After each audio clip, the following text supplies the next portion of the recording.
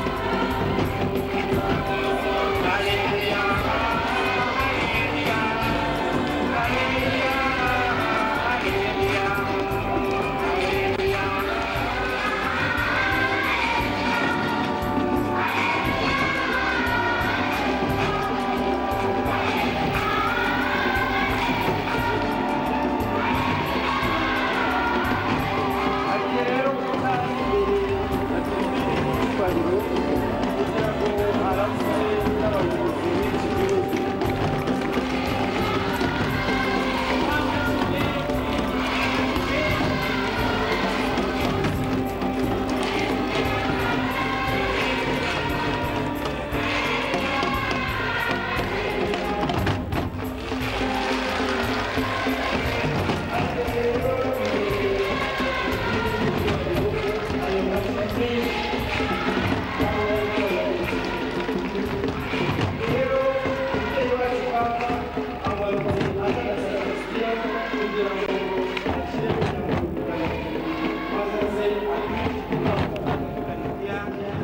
Ndagira ngo nongere mbibutse gahunda y'itanga ry'Ukaristiya kuko ari igihe gikomeye cyane kandi kigomba gukorwa neza. Ni kimwe koko mu byafashe uyu munsi gutungana. Ndabibutsa yuko hariya ku mpande hari amahema abiri harimo isakaramentu ry'Ukaristiya ryateganijwe. Hano kandi ku meza imbere y'abasaseredoti naho hari izindi hositiya zateguwe. Ababyeyi n'ababikira barahaguruka bajya aho twababwiye, birakoreshwa n'abasaseredoti bari kujyayo. Ujya haruguru birakoreshwa n'abaminisitiri w'Ukaristiya. Kuri uru ruhande rw'iburyo bwanjye naho hari amahema abiri. Ujya hepfo birakoreshwa n'ababyeyi n'ababikira. Ujya haruguru birakoreshwa n'abaminisitiri w'Ukaristiya. Ubwo rero muratanga Ukaristiya mukurikije aho baberetse, hanyuma igihe cy'ubutungane bwa Yohani Pawulo nawe arabatanga Ukaristiya hano kuba biteganyijwe. Narangiza barakomeza cyangwa se bigasoza.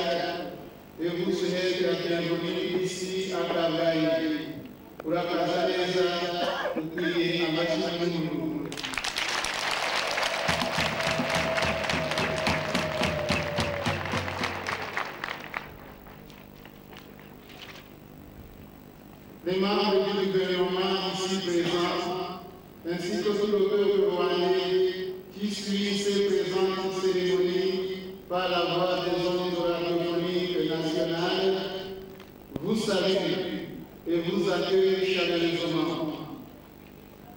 Nous avons tous soif de vous écouter, d'écouter l'apôtre Pierre qui vient consolider dans la foi les fidèles du Christ qui sont au Rwanda, les amis, les prêtres religieux, religieuses, les séminaristes et les novices, tous invités spécialement aujourd'hui à vous rencontrer à Kabgayi pour vous accueillir et recevoir de vous un message de soutien et d'exhortation à rester fidèles à leurs engagements sacerdotaux et religieux. Monseigneur Léon Classe et Monseigneur Laurent Desprimoz, dont les corps reposent dans la cathédrale de Kabgayi, c'est ici qu'a été érigé en 1967 le monument à l'honneur du sacerdoce,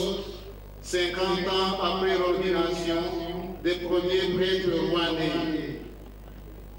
C'est l'année passée que nous avons fêté les 75 ans de la fondation du petit séminaire Saint-Léon de Kabgayi, qui a donné naissance à plusieurs autres petits séminaires de l'Église au Rwanda, d'affermir ses frères dans la foi.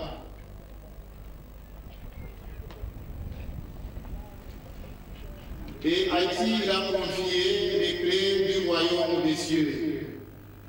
Voilà pourquoi nous nous réjouissons de votre...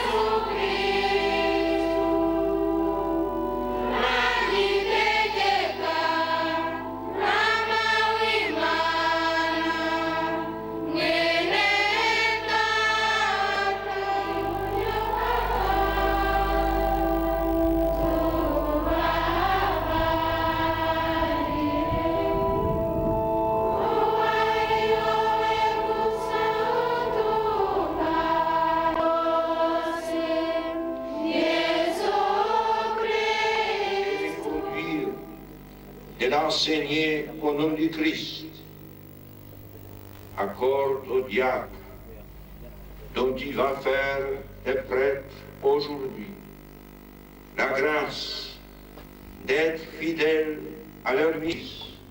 Notre Seigneur, notre Dieu, qui vit et règne avec toi des siècles.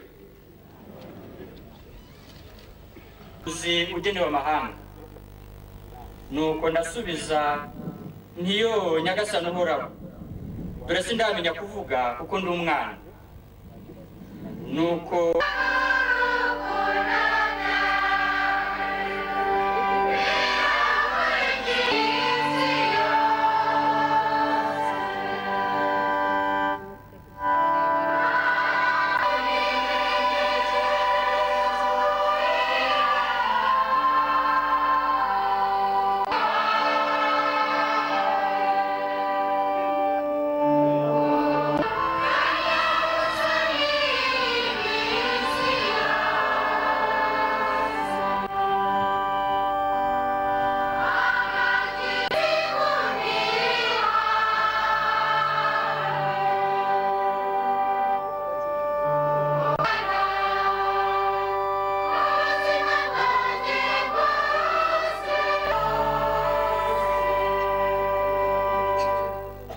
isomo ryo mu ibaruwa ya mbere ya Mutagatifu Petero intumwa. Noneho ndinginga abakuru b'ikoraniro bari muri mwe nkabigira ariko nanjye ndi mukuru kimwe nabo n'umuhamya nk'uko Imana ibishaka, mukabyemera atari ukwishakira amaronko ahubwo ari ukugira ngo nimubere ubwo bushye urugero rwiza, maze igihe umushumba mukuru azigaragariza muzahabwe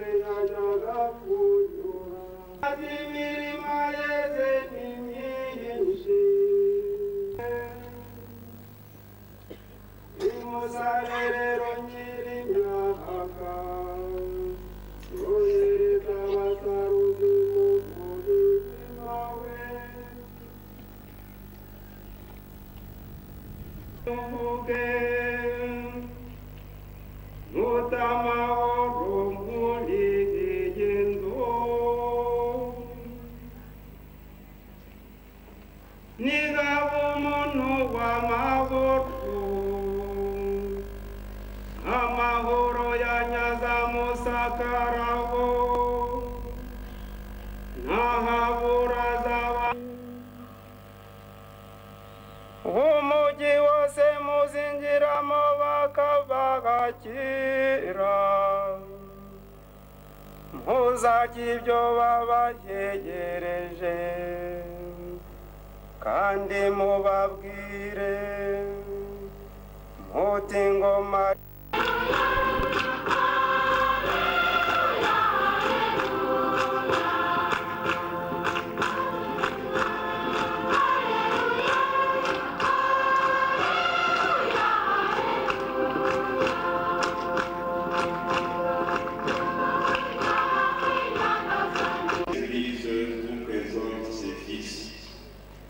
et demande que vous les obteniez prêtres. Savez-vous si Jean l'Apôtre écrit avec l'aide du Seigneur Jésus-Christ, notre Dieu et Sauveur, nous les choisissons comme prêtres.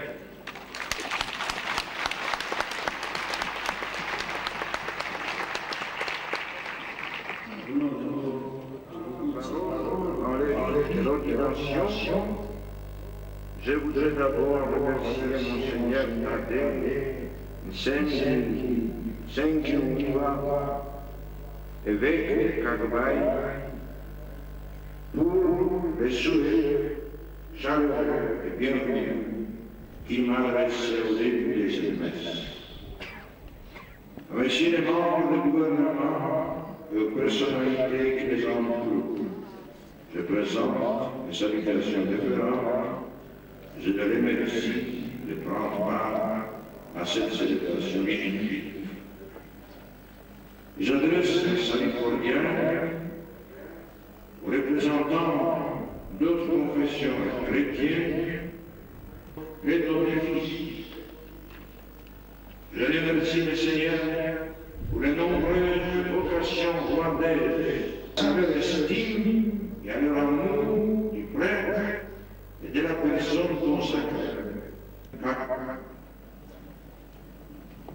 Monseigneur Gilles, Monseigneur Glace, Monseigneur Dupont, j'ai la joie d'ordonner prêtre un groupe nombreux de fils de l'Église au Rwanda et aux Alliés. Les voici appelés à ce ministère essentiel à la vie du peuple de Dieu. Hommes sacrés, témoins l'invisible, porte-parole de Dieu révélé en Jésus-Christ, les prêtres doivent être reconnus comme tels, car il a une triple mission, le peuple sacerdotal. En union avec les évêques, les prêtres participent à l'unique sacerdoce du Christ et à l'unité du ministère dans son Église. Ils sont des auxiliaires, des conseillers indispensables des évêques qui voient en eux des frères et des amis. Que les candidats d'aujourd'hui à l'ordination sacerdotale est-il ancien au pasteur, non pas tant à cause de leur âge, mais en raison de la charge dont ils doivent nous acquis. Ils Il s'agit de la charge pastorale. L'Église, pasteur éternel, jugera chacun de nous sur l'exercice d'aujourd'hui. N'hésitez pas à prendre la croix que doivent prendre tous ceux qui suivent l'Église. Des sacrifices del sacrement.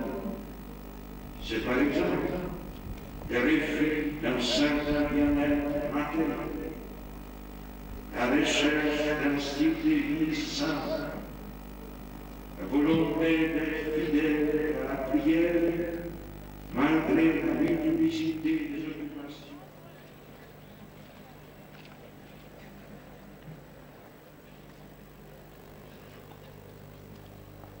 Fils bien-aimé, avant d'être dans les prêtres, il convient que vous déclariez devant l'Assemblée que vous célébrez avec foi le mystère du Christ, en particulier l'Eucharistie, le sacrement de réconciliation, sous la louange de Dieu, la sanctification du peuple chrétien. Oui, je le veux. Oui, je le veux, avec la grâce de Dieu.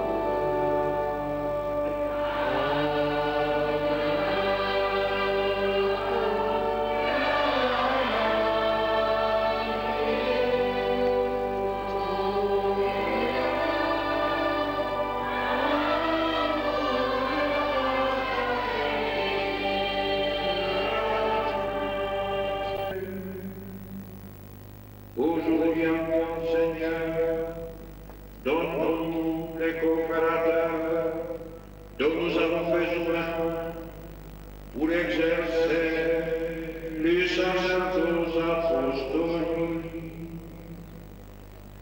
Nous t'en prions, Père Tout-Puissant, donne tes serviteurs que voici d'entrer dans l'ordre des prêtres, charge de s'exprimer au épiscopat par un exemple de conduite, et pour que toutes les nations rassemblées dans l'Église soient n'amaraso ya Yesu Kristo. Nyuma abandi bepiskopi bari buhereze abasaseredoti bashya ingunguru y'irimo divayi n'agasabane.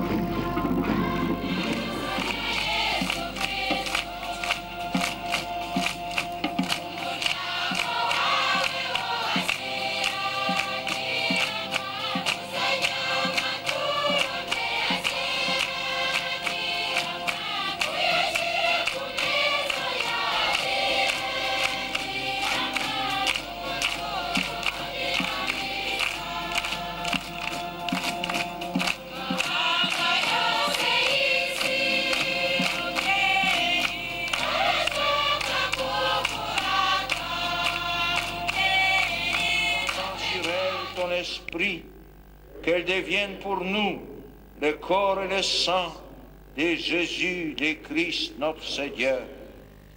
Au moment d'être livré et d'entrer librement dans sa passion, il prit le pain, il rendit grâce, il le rompit et le donna à ses disciples en disant: prenez et mangez-en tous, ceci est mon corps livré pour vous.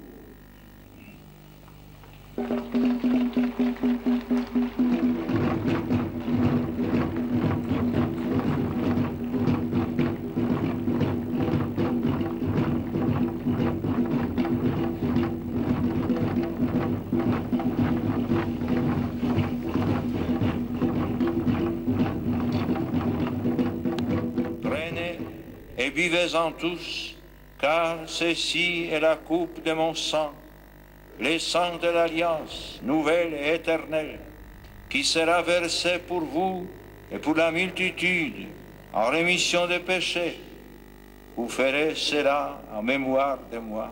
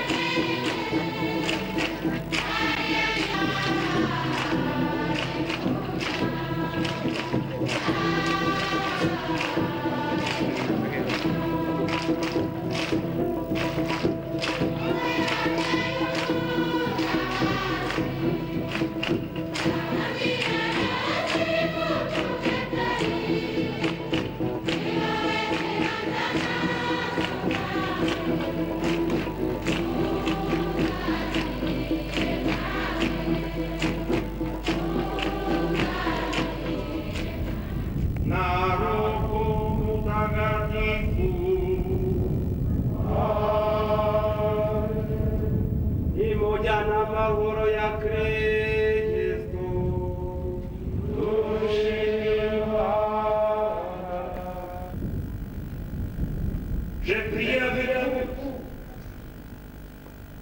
qu'il ne manque jamais moisson dans cette terre, moisson qui puisse nourrir vous-même, vos familles, vos enfants, que vous aimez tellement.